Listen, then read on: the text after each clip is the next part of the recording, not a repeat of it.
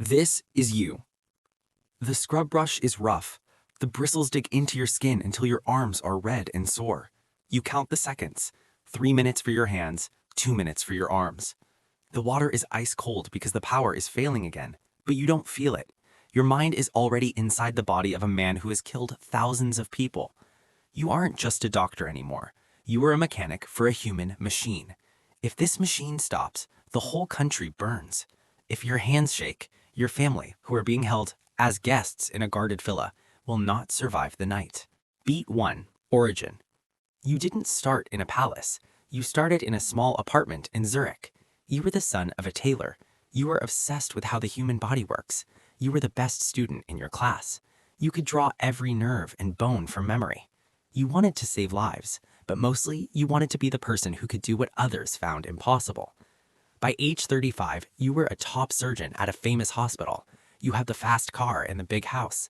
But the hospital bosses didn't like you. They said you had a god complex. They didn't understand that to you, a patient was just a puzzle to solve. You were bored. You wanted a bigger challenge. You felt like a lion trapped in a cage of paperwork and insurance forms. You needed a bigger stage, and you didn't care who provided it. Beat 2. Entry. The change happens at a medical meeting in Vienna.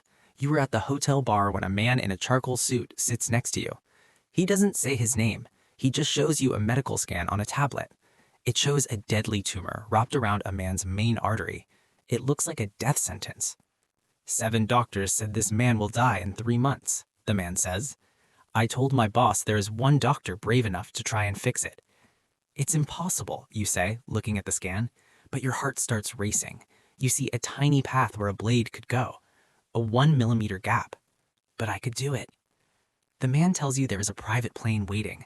If you win, you get $5 million in a secret account. If you say no, they will tell your hospital about the unauthorized liver transplant you did last month. You will lose your job and go to jail.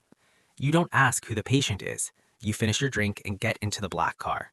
You think you are winning. You don't realize you just walked into a trap that has no exit. Beat 3. Proving yourself. The hospital is a secret bunker under a palace. When you see the patient, you feel sick. You know him from the news. He is the Lion of the Levant, a dictator who kills anyone who disagrees with him. The room is filled with guards holding gold-plated machine guns. The surgery takes 14 hours. The lights flicker. The assistant is shaking with fear. You slap him to make him focus. You sew with thread thinner than a hair. You move your blade past the artery with perfect skill. Your hands are like stone. You aren't thinking about the thousands of people this man has executed. You are only thinking about the tumor. You want to prove you are the best. When you finish, the man in the suit is waiting. Is he alive? He is stable, you say. He takes you to a window. In the distance, you see smoke from a city being attacked. You realize that by saving this one man, you have allowed him to keep killing others. You feel bad for a second, but then you feel a surge of power. You did what no other doctor could do. You are the only one who can keep the dictator alive. You are now the most important man in the country. You are now the most important man in the country. Beat 4. The Golden Period. For 3 years, you are a ghost. You live in a part of the palace that looks like a luxury hotel. You have servants and the best food. Your wife thinks you're on a secret government job in Europe. Your bank account grows by millions every month. You are the shadow surgeon.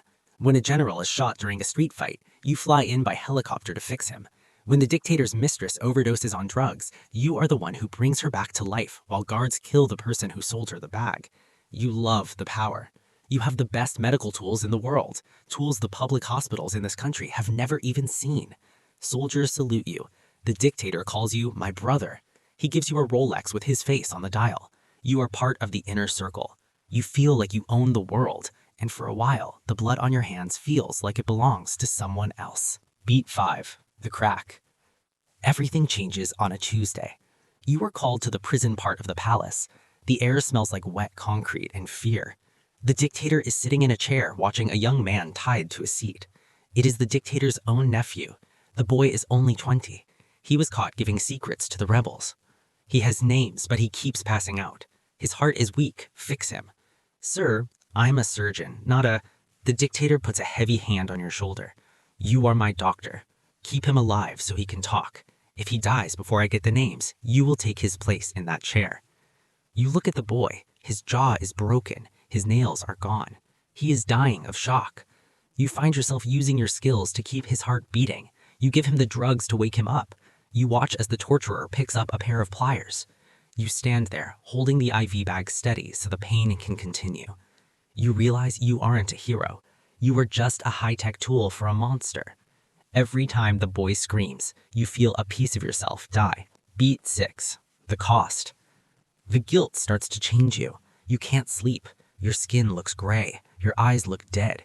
You start drinking heavy grain alcohol just to stop your hands from shaking. Your wife leaves you. She sends a letter saying she doesn't know who you are anymore. You don't even cry. You just wonder which guard read the letter before you did. You have done over 100 surgeries in this bunker. You have saved the worst people on Earth. The killers, the torturers, the thieves.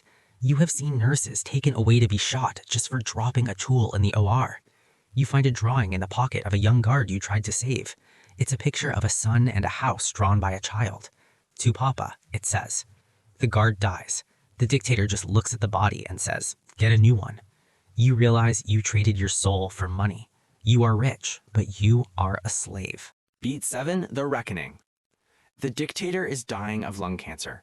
The city is on fire. The rebels are at the gates. The man in the suit pulls you into a dark corner.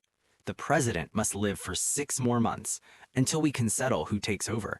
If he dies now, the generals will kill everyone. My family will die. Your family will die too. He won't survive the surgery, you say. Make him survive, or I will kill you myself right here. The surgery is a nightmare. There are guards with machine guns standing inside the operating room. You open his chest. It is a black, rotting mess. Suddenly, a huge explosion hits the building. The power goes out. The backup lights are red and dim. Gunfire is screaming in the hallway. The man in the suit runs in. He is covered in blood. He thinks the assistant is a spy and shoots him in the head right in front of you. Brains hit your surgical mask. Finish it, he yells. You are standing there, hands deep inside the dictator's chest. The dictator starts to wake up because the anesthesia pump broke in the explosion. He looks at you. His eyes are full of terror. He's choking on his own blood. This is your moment. You look at the man with the gun. He is looking at the door, waiting for the rebels. You take your sharpest scalpel. You don't fix the cancer. You reach for the main heart pipe, the aorta. With one quick move, you cut it wide open.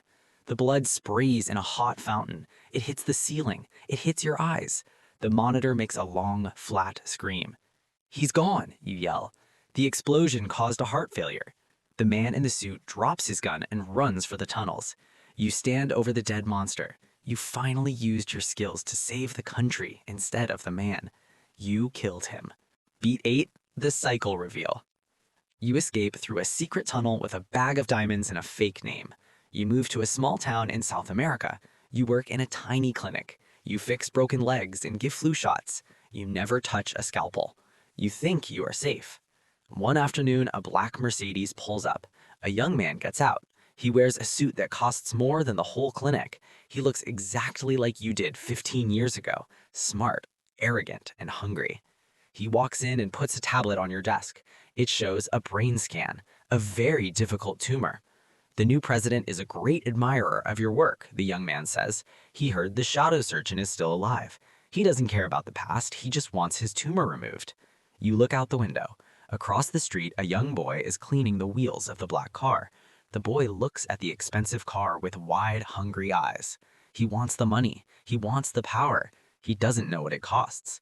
You look at the young man in the suit. You see the same hunger in his eyes.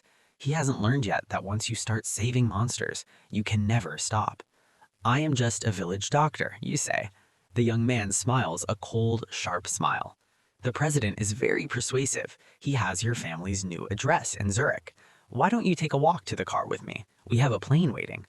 You look at your hands. They are steady. They have always been steady. That is your curse. You stand up, put on your coat, and walk towards the black car. The door opens, the cycle begins again. That's a wrap. This story is fiction, but the reality of medical professionals being forced to work for criminal regimes is real. If this made you think, drop a comment. Subscribe for more.